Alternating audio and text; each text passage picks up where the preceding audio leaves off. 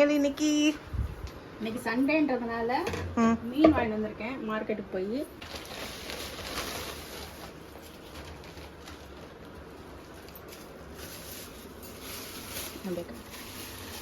என்ன மீன்மா? இது வந்து வாழை மீன். இதுல முள் அதிகமா இருக்குமா? ஆமா, கொஞ்சம் இருக்கும். பெரிய மீன்ன்றதுனால கொஞ்சம் கம்மியா இருக்கும். சதையெல்லாம் கொஞ்சம் எடுத்து சாப்பிடலாம். இந்த மாதிரி கொஞ்சம் பெரிய மீனாக இருந்தால் நல்லா இருக்கும், எடுத்து சாப்பிட நல்லா இருக்கும்.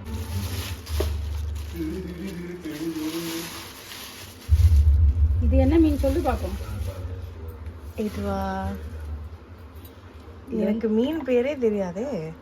இது வந்து நாக்கு மீன். இது ரொம்ப டேஸ்ட்டாக இருக்கும். இந்த மீன், இந்த மீன், வவ்வால் மீன், இதெல்லாம் ரொம்ப டேஸ்ட்டாக இருக்கும். ஓகேவா? இதெல்லாம் வாங்கிட்டு வந்தாச்சு. இனிமேல் க்ளீன் பண்ணிவிட்டு உங்களுக்கு காட்டுறேன். மீனை திறந்ததும் ஒருத்தர் வாசம் பிடிக்கிறதுக்கு வந்தாச்சு.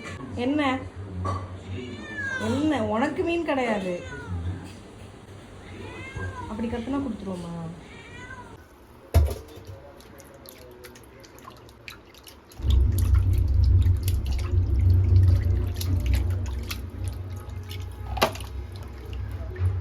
எத்தனை வாட்டி மீனை கழுவுவீங்க? நல்லா ஒரு 3-4 வாட்டி கழுவணும். அப்போதான் அதில் இருக்க அழுக்கெல்லாம் போகும். ஆமாம், இல்லைன்னா இந்த கவிச்ச வாடை வந்துடும். நமக்கு திருப்தி ஆகணும், அது வரைக்கும் கழுவிடலாம். ஒரு மீன்கார மாட்டை அப்படி தான் நாங்கள் கேட்கும்போது எத்தனை தடவை கழுவலாம் அப்படின்னு கேட்டோம். அப்போ மீன் கழுவ ஒரு அண்ணா கூட தண்ணி கூட பத்தாது, நம்ம திருப்திக்கு ஏற்ற மாதிரி கழுவிக்கணுமா அப்படின்னு சொன்னாங்க. எனக்கு அந்த தண்ணி க்ளீன் ஆகிற வரைக்கும் நான் கழுவுவேன்.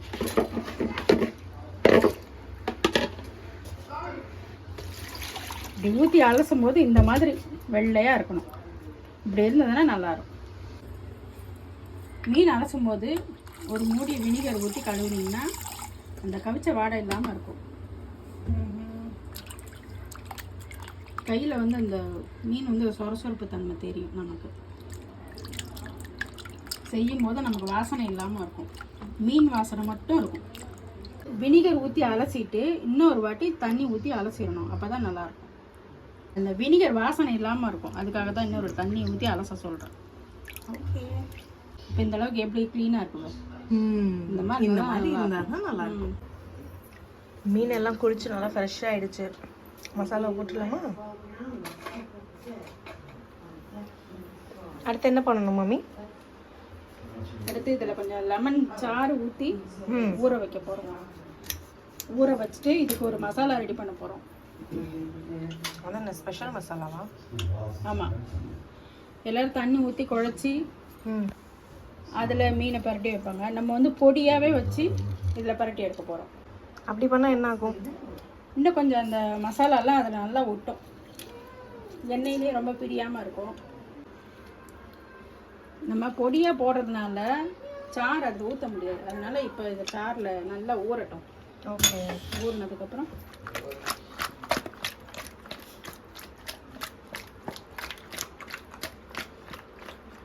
இது வந்து கொஞ்சம் பார்த்து தான் செய்யணும். ஏன்னா இது வந்து மீன் வந்து சதையெல்லாம் கொஞ்சம் கரையும், அதனால் ரொம்ப பரட்ட முடியாது. அதனால தான் இப்படி கொஞ்சம் குளிக்க விட்டேன். ஓகே, தெரியாமல் அரிசிக்குள்ளே கையை விட்டு இப்படி எடுத்து போடுறது. இப்போ மீனுக்கு ஒரு மசாலா சொன்னோம்ல, அதை ரெடி பண்ணிக்கலாம். ஸ்பெஷல் மசாலா. இது என்னது? இது வந்து வீட்டில் அரைச்ச குழம்பு மிளகாத்தூள் ஒரு 6 ஸ்பூன் போட்டுக்கலாம். இது வந்து காஷ்மீர் சில்லி பவுடர். இது வந்து கலருக்காக சேர்த்துருக்கேன். சும்மா ஒரு 2 மிளகாத்தூளும் போடுவீங்களா? போடலாமே. கலருக்கு நம்ம கலர் பவுடர் போட வேண்டாம். காஷ்மீர் சில்லி போட்டோம்னா கொஞ்சம் நல்லா சிகப்பாக கலர்ஃபுல்லாக வரும். இதுக்கேற்ற மாதிரி உப்பு, எண்ணெயில் ஒட்டாமல் வர்றதுக்காக கார்ன்ஃப்ளவர் மாவு ஒரு 3 ஸ்பூன் சேர்த்துக்கலாம். இதுலேயே இன்னும் கொஞ்சம் மீன் வந்து கிறிஸ்பியாக வேணும்னா அரிசி மாவு கொஞ்சம் சேர்த்து பண்ணிக்கலாம். நமக்கு கொஞ்சம் சாஃப்டாக வரணும்னா இந்த மாதிரி பண்ணிக்கலாம். இப்போ இதை எல்லாத்தையும் நல்லா கலந்துக்கலாம். இதில் விருப்பப்பட்டவங்க இஞ்சி பூண்டு பேஸ்ட் கூட சேர்த்துக்கலாம். எனக்கு ஆசையாக எப்படி இருக்கு? கடல் மண்ணில் விளையாடுற மாதிரி இருக்கு. ஓகே, அவ்வளோதான். நான் வேற எதுவும் போடுறேன். இப்போ இதில் அப்படியே பரட்டி எடுத்துக்க வேண்டியதான்.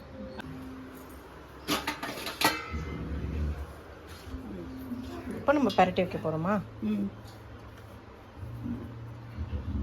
இது நல்லா ஊறி இருக்குல்ல,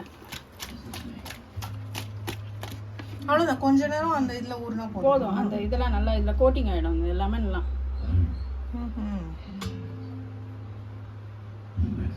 அவ்வளோதான். இந்த மாதிரி எல்லா மீனையும் பரட்டி வச்சுக்கணும். இது எவ்வளோ நேரம் ஊறணும்? ஒரு 1/2 மணி நேரம் ஊறினா போதும். இதெல்லாம் பரட்டிட்டு அப்படியே ஃப்ரீசரில் ஒரு 1/2 மணி நேரம் வச்சுட்டிங்கனால சூப்பராக நல்லா உப்பு காரம் எல்லாம் நல்லா பிடிச்சிக்கும். இன்னைக்கு சரியான வேட்டை தான். எவ்வளோ அழகாக கோட்டாயிருக்குல்ல. இதில் நார்மலாக மசால் தடவுனா கூட இவ்வளோ அழகாக அது உட்காருமான்னு தெரியல. பட் எனக்கு இந்த மெத்தட் தான் ரொம்ப பிடிச்சிருக்கு. இது யார் சொல்லி கொடுத்தா தெரியுமா? யாரு? உங்க சின்ன அத்தை சொல்லி கொடுத்தாங்க. சின்னத்தையோட கைப்பக்குவமா இது?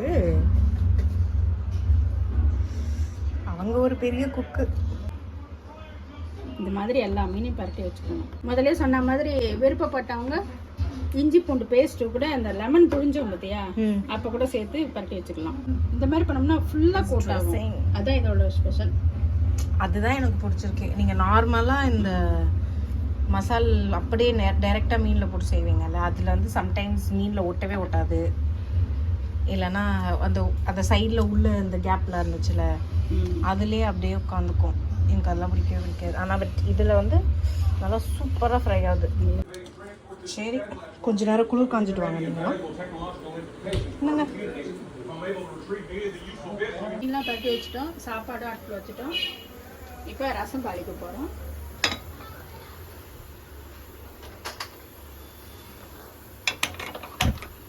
இதுக்கு வந்து புளி தக்காளி வந்து கையிலே பனைஞ்சு வச்சுருக்கேன். இதை ரெடி பண்ணி வச்சு மிளகு சீரகமும் தட்டி வச்சுருக்கேன்.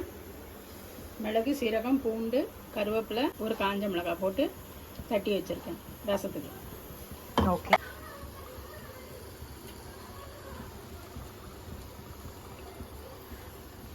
இது தொடுறதுக்கே நல்லா சூப்பராக இருக்கும். கடுகு உளுந்து கொஞ்சம். ஓகே, நல்லா பொரிஞ்சு வரணும். வெடிக்காதுல்ல? வெடிக்க தான் செய்யும். அதெல்லாம் பார்த்தா சமையல் பண்ண முடியுமா? கடுகு வெடிக்கும், எண்ணெய் தெரிக்கும், கையிலலாம் சூடுபடும். அதெல்லாம் பண்ணதுக்கப்புறம் தான் நம்ம சமையலே கற்றுப்போம். இதில் கொஞ்சமாக வெந்தயம் சேர்த்துக்கலாம். இப்போ கருவேப்பிலை.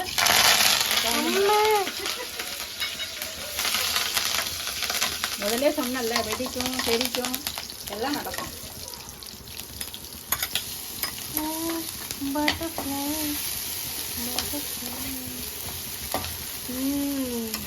வாசம் வருது, வாசம் வருது.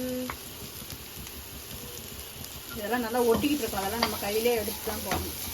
அரைக்கும் போது இந்த கருவேப்பிலை கொஞ்சம் போட்டோம்னா நல்லா வாசனையாக இருக்கும் ரசம். ஆனால் நீங்கள் இன்னைக்கு தனியாக எடுத்து போட்டிருக்கீங்களா? இல்லை, தாளிக்கும் போதும் போட்டிருக்கு, அரைக்கும் போதும் ஒரு பத்து கருவேப்பிலை போடலாம். இப்போ இந்த ரசத்தை ஊற்றிக்கலாம். புளித்தண்ணி.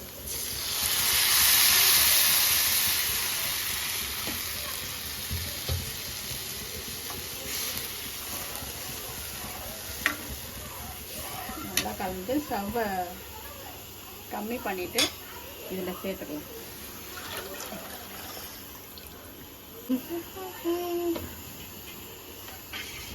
இது வந்து நார்மல் ரசம், எப்பவும் வீட்டில் வைக்கிற ரசம். வந்து ரசத்துலேயே நிறைய வெரைட்டிலாம் இருக்குது. எனக்கு இந்த ரசம் கூட வைக்க தெரியாது. உனக்கு தான் சொல்லி கொடுத்துட்ருக்கேன். இன்னைக்கு பார்த்துட்டு எனக்கு ஒரு நாளைக்கு செஞ்சு தரேன். நீங்கள் பண்ணுறதுல கான்சென்ட்ரேட் பண்ணலை, எனக்கு சொல்லி கொடுக்கறதுல மட்டும்தான் கான்சென்ட்ரேஷனு. ஆமாம், அடுத்து கல்யாணம் பண்ணி போனீங்கன்னா உனக்கு நீ தான் நாங்கள் போய் செய்யணும்.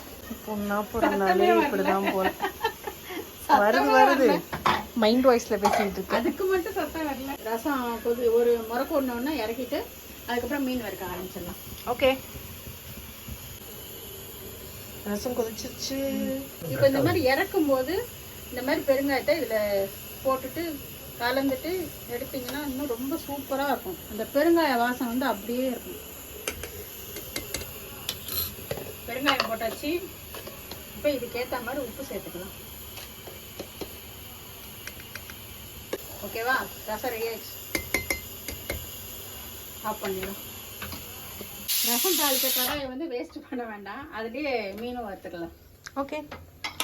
ஆஹா, வந்துருச்சு. சூப்பராக இருக்குது பார்க்குறதுக்கே. உள்ளமா போடலாமே.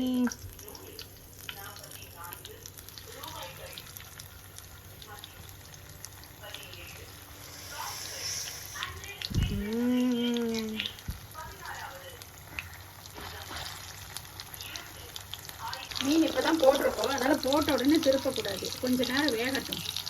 வெந்ததுக்கப்புறம் தான் பரட்டி போடணும், இல்லைன்னா மீன் உடஞ்சிடும். ரசத்துக்கு முக்கியமான விஷயத்த போட மறந்துட்டேன்.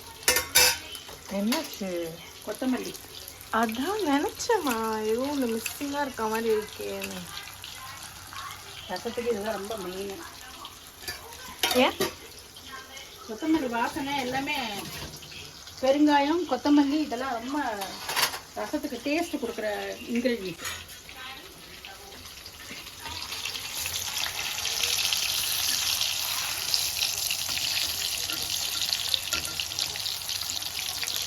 கொஞ்சம் வேணும்.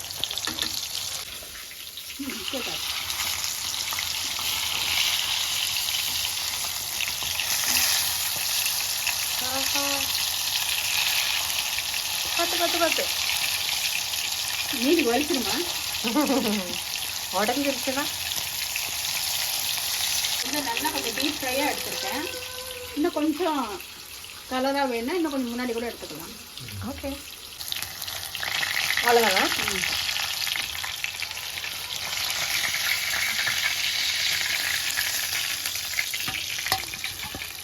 கருப்பா இருக்கு வீடியோல.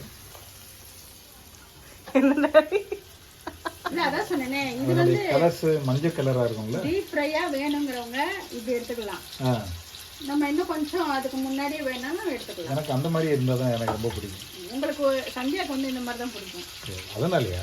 ஆமாம் டாடி. சரி, இந்த வாட்டி நல்லா செவக்க எடுத்துக்கலாம். நெக்ஸ்ட் ரவுண்ட் ரெடி ஆயிடுச்சு. பொன்னிறமாக வேணும்னா இந்த மாதிரி எடுத்துக்கலாம். அப்படியே ஒட்டாமல் வருது கடாயில். இந்த மாதிரி ஒட்டுறவங்களுக்கு மசாலா கூட அவ்வளோவா வெளியே வரவே இல்லை. வராது. கான்ஃப்ளவர் மாவு அதுக்கு தான் நம்ம போடுறோம். இந்த மாதிரி கலர்ஸில் எடுத்தால் தான் நம்மளுக்கு டேஸ்ட் நல்லா இருக்கும். ஒரு சாஃப்ட்னஸ் இருக்கும். இது வந்து எப்படின்னா, இந்த கலர் டார்க்காக இருக்கும்போது இதனுடைய இதில் வந்து கொஞ்சம் கசப்பு இருக்கும். டெக்ஸ்சர் வந்து நல்லா இருக்கும். ஆமாம், அதனால் இது நல்லா டேஸ்ட்டாக இருக்கும். உனக்கு ரசம் சொல்லி கொடுத்துட்டேன், அப்பாவுக்கு மீன் வறுக்க சொல்லி கொடுத்துட்டேன். இன்னும் அடுத்த வாட்டி அப்பா தான் வறுக்க போகிறாங்க. அங்கே போய் ஒரு கடையில் போய் நின்றுக்கிட்டு, ஏங்க இது என்னது தெரியுதா கேட்குறேன். இது எப்படிமா எனக்கு தெரியும், இதெல்லாம் என்னையே தெரிஞ்சுக்க சொல்கிறேன். இதுதான் வெள்ளை எள்ளு. உதவும்ல, கோல்டன் கலரில் வச்சுருக்கு. ஓகேவா? இது வந்து அப்பாவுக்கு பிடிச்சாங்க.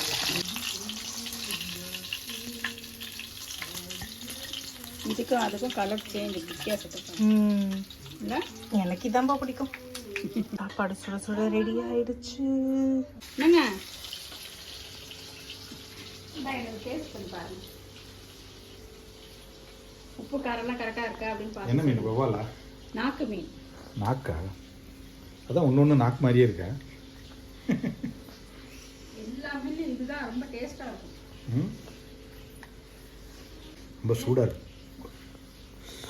பொறுமையாக சாப்பிடணும். ரொம்ப சூடு நல்லா இருக்கும். அது வந்து இந்த கொஞ்சமாக சாப்பிடும்போதே டேஸ்ட் நல்லா இருக்கும். காரமும் கரெக்டாக இருக்குது. புளிப்பு போட்டிருக்கோ? லெமன் ஊற்றிட்டல. மீன் ஒரு டேஸ்ட்டுன்னா அதில் சேர்த்துருக்க மசாலா வந்து இன்னொரு டேஸ்ட்டு. வேறு லெவலில் செமையாக இருக்கு. சும்மாவே சாப்பிடலாம் போது.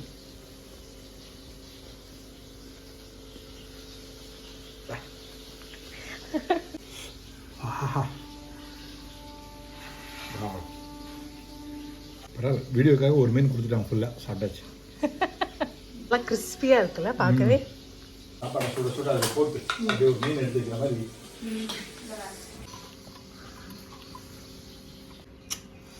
அப்படி ஒரு செமையாக ஒரு வா, இந்த ரசம் இருக்கே, ரசம், இந்த ரசத்துக்கும் என்ன மீனுமா? பவாலி மீன், நாக்கு மீன்.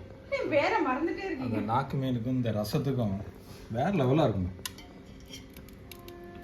ஆனால் இதில் சாம்பார்னா கூட தண்ணி சாம்பார் வச்சு சாப்பிட்டோம்னா சூப்பராக இருக்கும். இந்த வாழை மீன் அப்படி.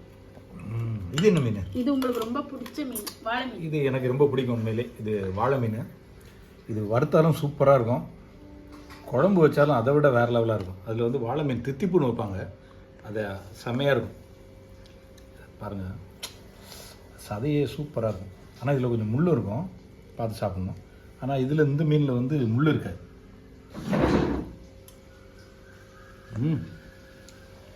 அருமை.